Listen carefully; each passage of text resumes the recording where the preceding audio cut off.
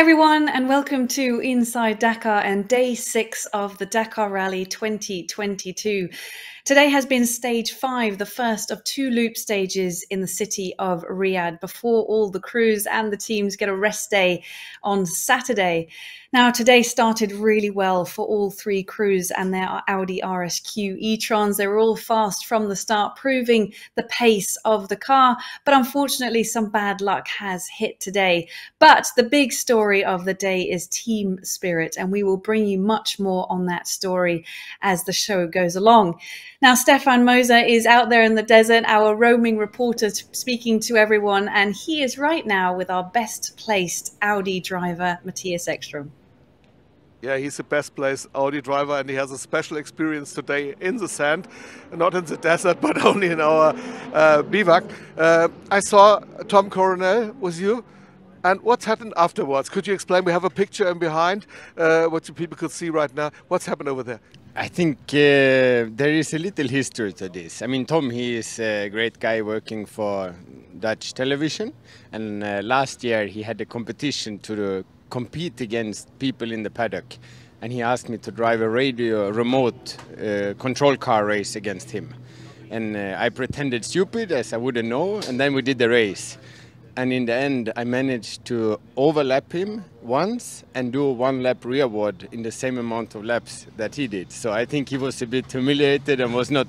So this year, I think he looked for revenge. And yeah, a couple of questions and a little TV show. And then, yeah, as Tom is, he was for sure cheating and took his revenge. And I first got to pour water on him, and he got back me with the sand. Okay, we saw the picture, and the sand must be everywhere around you, right? Yeah, I haven't just had a shower, but in all fairness, this type of sand and all this, I feel it over my body anyway after a day of driving. Okay. So it's not really unique here to feel that you are full with sand. Okay, have fun in the shower. Back to you, Molly.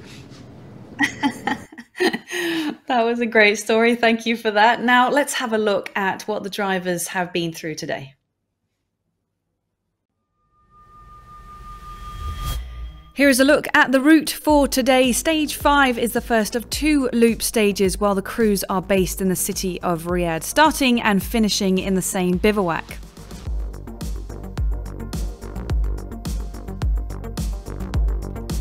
Here's a closer look at the stage, which is 395 kilometers long, plenty of rocky tracks and a long dune section, bringing today's total to 614 kilometers. So like I mentioned at the start, the story today has been about team spirit, making some big sacrifices out there today. So let's have a look at the highlights.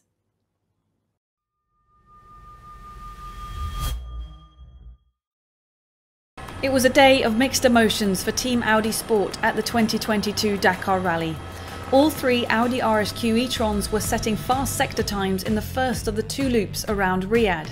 However, the results at the end of stage 5 on Thursday were disappointing. Carlos Sainz and Cruz had to stop after 201 stage kilometers with an issue at the rear suspension of their Audi RSQ e-tron. It was the first major technical issue for the Spanish duo after finishing in the top 3 for 3 days in a row. Stéphane Peterhansel and Edouard Boulanger showed fantastic team spirit. Despite fighting for the stage win, they decided to stop and help Sainz and Cruz to replace their broken damper with one from their car. I mean, it was really good for him that he gave us the damper, and then we could continue. This is really with a pleasure because we work for Audi and we want to do the best result as possible for Audi. Mattias Ekström and Emil Bergkvist were also setting very fast sector times, running second halfway through the stage before they had to slow down towards the end. Somewhere around mid-distance, we saw Stefan passed us. He was super fast, and I got a real lesson how to drive the dunes from him. Then shortly after, he stopped at Carlos, and they waved me to continue. Didn't take long, then I felt also a broken damper on my car and on the rear. So from then on, I was nursing the car home to try and bring it back here to the bivouac. A look at the results. Mattias Ekström and Emil Bergkvist lost 18 minutes and 41 seconds today. Carlos Sainz and Cruz were over 1 hour down to the stage winner after changing the damper. Stéphane Peterhansel and Edouard Boulanger had to wait for the service truck to get a new damper after helping their teammates. Mattias Ekström and Emil Bergkvist are now the best placed Audi RSQ e-tron, one stage before the rest day in Riyadh. Those were some fantastic highlights from the day, highlighting really what happened out there, this incredible teamwork between Carlos Sainz and Stéphane Peterhansel. So why not hear from them ourselves? They are together now with Stefan Moser. Thank you, Molly. So here we are with Stefan, with Carlos and with Julius, and we're talking a little bit about teamwork. First of all, Carlos, could you explain what's happened to you today out in the desert? Yeah, it seems that, you know, we are having certain problems with the rear damper of the car. Yesterday, Stefan has the problem. Today it was my turn. So today everything was going smoothly, good, but then we broke the rear damper, and we wait for Stefan. Thanks to him that he gave us the damper, we could continue. So thank you, Stefan. It was great. Did he also help you at work to fix the damper? Yeah, you know, I think Edouard and Lucas, by that order, they are doing the main work. Stefan was hanging the hammer to do certain things, and I was helping a little bit. It's something very special in the desert that the reigning champion is working as a mechanic. Huh? That's only for El Matador. No, I think I know very well Stefan. You know, obviously he has very bad luck. I think this is a year where we are working all together to learn as much as possible. He has two big problems before today, and well, he's a great sportsman. We all know that. Stefan, to you, when you stopped for Carlos, you were the virtual leader in today's stage. How difficult was it for you to stop? No, for sure, we accept really quickly. There is no problem at all. But it was fun to drive. Yeah, I need to say I started a little bit late this morning. I don't remember, maybe 17 or something like that. And the speed was good, and I really took a lot of pleasure to drive the car. The feeling was really nice. Some dunes, and yeah, for sure, when I saw Carlos stop, I said, okay, I know what happened. So it was clear that I need to stop and to help him. But it's not no, it's really not a problem for me. Really. We work together for Audi, and we need to do our best for the team. And if we can help, it's really with a pleasure. So you lost your tire on day one. You had the damper problem yesterday, and you helped him today. That means you have to take care for your skin. You need some extra sunscreen for the next time.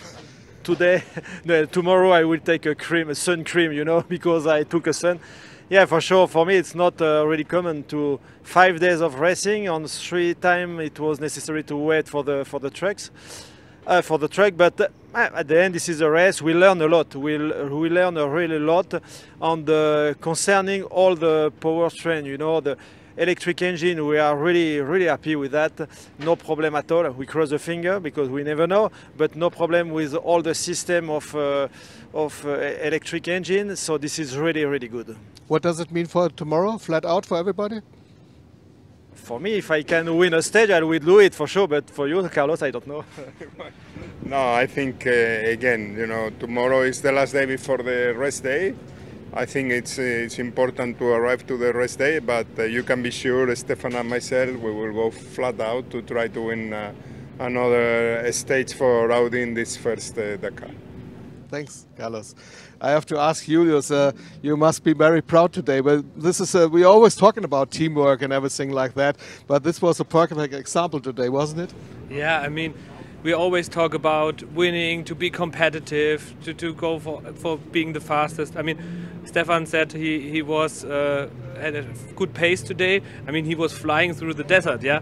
And to see this, then that when Carlos had the incident with the damper, that he approaches him, stop, yeah, not thinking about ranking or winning, just helping the team colleague. I mean, this is team spirit. We have good times, we have bad times, but it's absolutely good to see that it's not always about winning, it's about team spirit, and this is what the team here has. We achieved so much so far, We have no problems with the powertrain system, with this complex system. And to see that especially team spirit is a high value for us, yeah, we're a big family here in the desert. So now hopes that we don't see team spirit tomorrow, but good times for both of you. Thank you for coming, for joining us. Have fun today and tomorrow. And back to you, Molly. Thank you very much, Stefan and Carlos and Stefan and Julius for the insights from today. It is a fantastic story that Stefan sacrificing a potential stage win today to help out his teammate. Absolutely brilliant.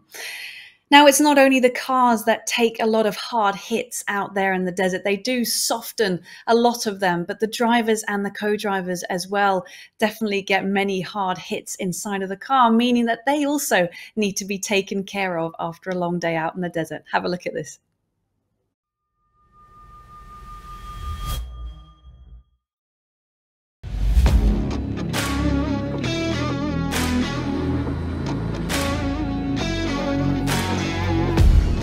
Hello, I'm Uli Gmach. I'm the physio of Team Audi Sport.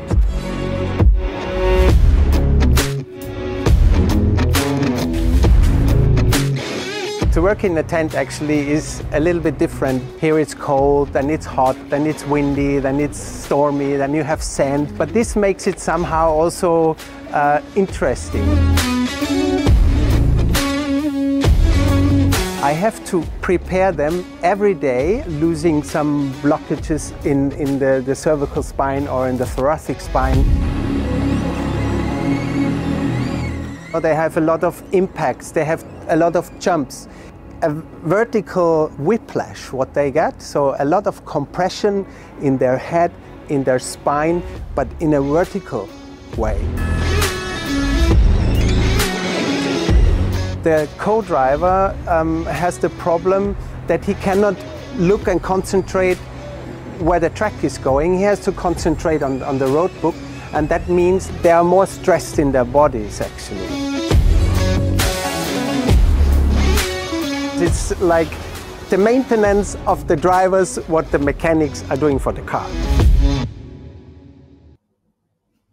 Oh, that was another great backstage video. I'm sure not all of you knew that the drivers also get quite a lot of treatment after every day out there in the Dakar Rally. Their bodies do take a very hard beating inside the cars and over the dunes and the rocky stages. So now we will go back out to the desert, because every single show we do encourage you to send us your questions, anything about Team Audi Sport or the Dakar Rally, and we will try and answer them. And right now, Stefan is with Edouard Boulanger to answer some of your questions. Thank you, Molly. Here we are back again, and at least we have a co-driver here today. Edouard Boulanger is with me. Edu, we have a lot of questions from our social media guys concerning questions to a co-driver. How many buttons you have to use? Honestly, I don't know. I don't know. There's a lot. I stopped counting. There is more than 140. Where did you stop? More than 140. Okay. Now, because we have, let's say, a touch panels over there in the middle, and there is 8 pages of 25 buttons, so around 200 buttons, but it's not all in. So around 140 functions, plus the remote control for the tablets on both sides, plus the air track, plus many things. So I stopped counting. I don't know. I know my Navi system in the Audi very easy, but how does your Navi system works? It's quite easy as well. As soon as you be introduced, it's quite easy. You have both 2 tablets. The one from the left, it's the one with the road books, with the box of the road books. Unfortunately, it's empty now because the organizers take out the indications. It's just forbidden to conserve the indication during the night. Basically, you have 4 lines of road book, and you can roll the road book by pushing the button. It's going line by line. And on the right side, you have the same tablet with other functions, which are the tracks you are doing, just the last 10 kilometers of the track. Just in case you get lost, you can at least get back on your track. And then also the CP tables, just to be sure that you are validating all the waypoints you need. Next question is, do you have food in the car? Yes, we have, but we don't so much. I mean, we have gels, energy bars, we have fruit compote, or just some light things we can store in the door. and we can eat quickly with a lot of energy inside. So basically sport gels.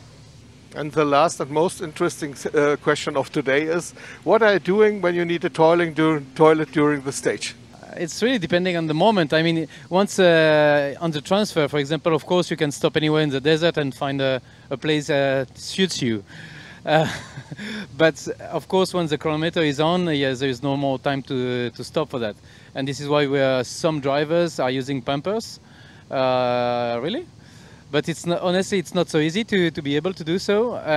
But we are lucky now in the past 2 years, because with the notarization, the refuelings of the bikes and the SSVs, even the cars now are obliged to stop 20 minutes in the middle of the stage. So there is time to do so. So it's new for drivers to stop during the day, but now it's also for us. So I ask in another way, are you a Pampers boy? I tried, but I'm not able to. Okay. So I resist. Thanks to Edo. Thanks you for watching us today. Back to you, Molly. Thank you very much, guys. Some great insights there from a co-driver's perspective at the Dakar Rally. Certainly not an easy job.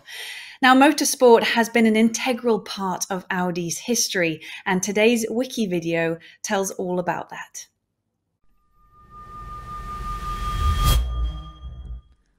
The 2022 Dakar Rally marks a return for Audi Sport to its rallying roots. The brand with the 4 rings revolutionised the world of rallying with the Audi Quattro in the 1980s.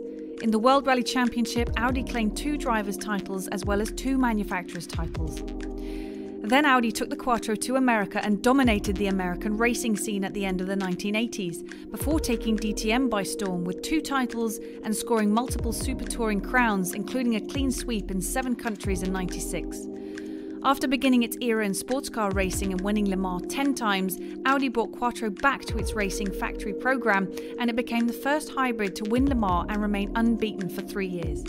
Current Audi Dakar driver Mattias Ekström won the 2016 World RX title with Quattro and raced together with Audi Sport and his EKS team for 2 more years. After Audi closed its sports car chapter in 2016, the brand became the first German manufacturer to join the Formula E grid with a factory team. The Audi Sport Abt Schaffler squad won the team's title in its very first season, and at the end of the 7th season, they were the most successful team up to that point in time. Audi's Formula E era also saw the birth of the Audi e-tron Vision Gran Turismo, a special part of the e-tron racing history coming from the virtual world. After successfully closing its Formula E era, the next chapter for Audi and e-tron in motorsport is currently underway with the Audi RSQ e-tron in the 2022 Dakar Rally.